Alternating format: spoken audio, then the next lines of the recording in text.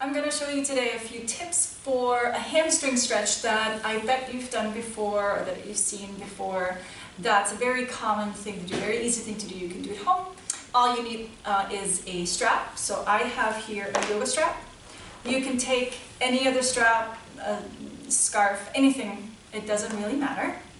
So I'm going to show you what the exercise often looks like. So I'm going to do my best in demonstrating the worst form of this exercise. And I hope you like my sense of humor. So you lie down.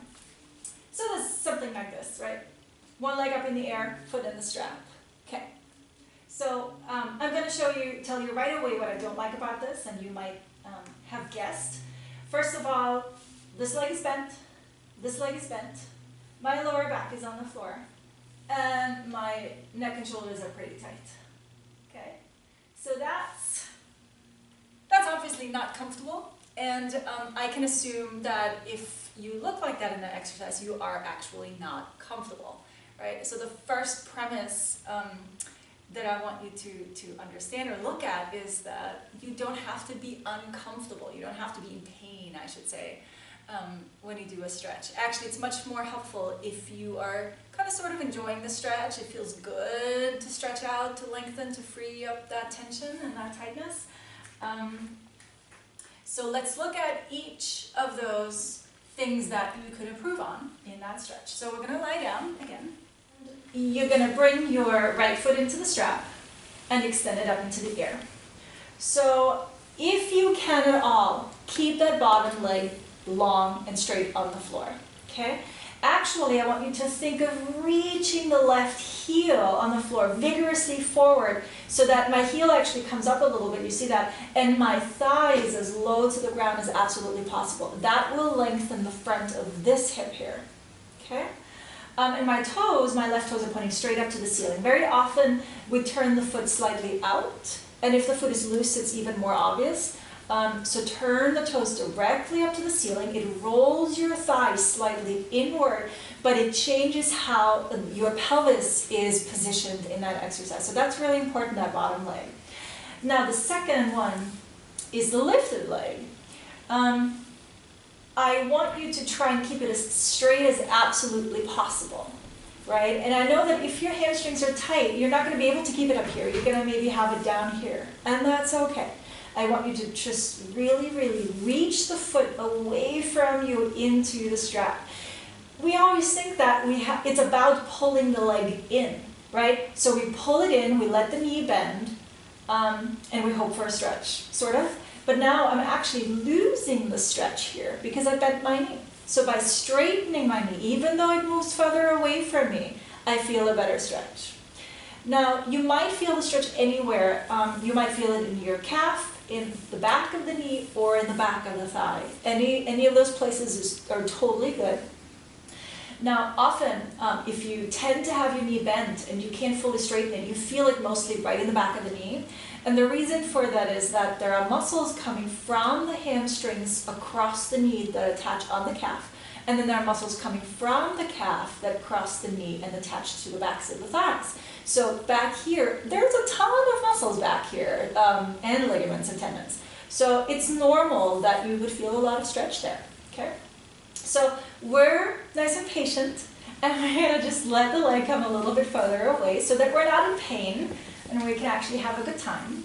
So the other upside about being able to, or being not in pain, but being fairly comfortable is you can hold the stretch longer, for a longer amount of time. So instead of just holding it for 30 seconds, maybe you can hold it for a minute, maybe even for 2 minutes.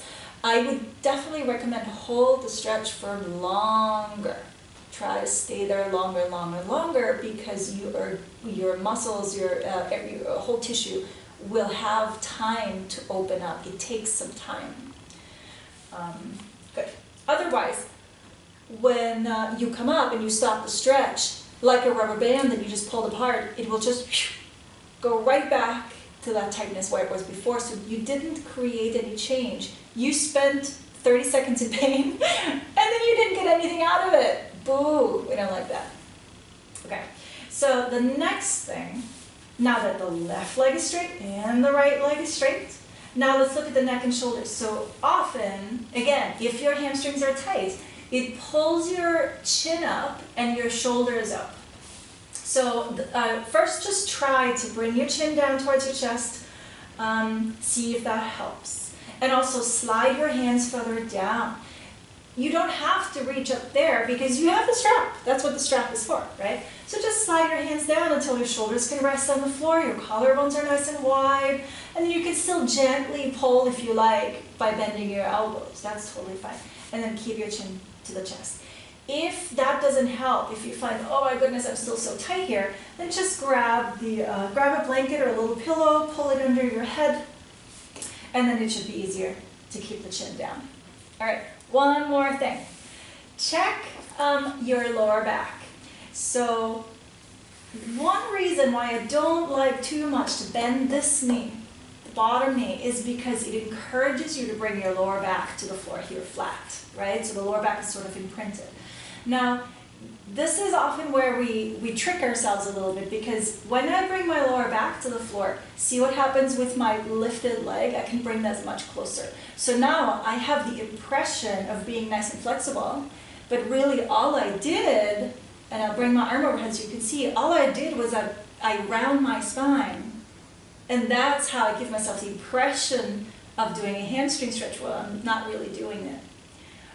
And I'm messing with my spine, really. So keep a little space underneath your lower back. And the long leg, the left leg long, will help you do that.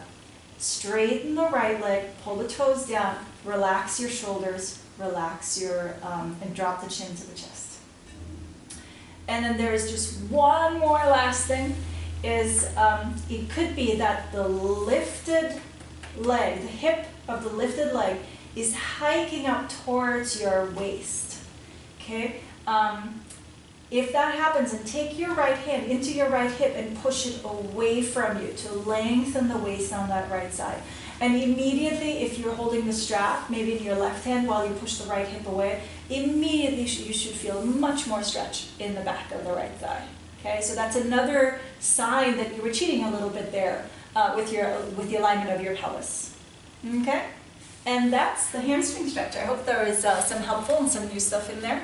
Go try it out. If you have a question, shoot me an email, let me know, and I'll be happy to help you out a little further. Thank you so much for watching. Bye-bye. Thank you so much for watching. If you enjoyed this, please give it a thumbs up. Subscribe if you haven't already. And if you'd like to see more cool information, head over to PilatesEncyclopedia.com. I'll see you next time.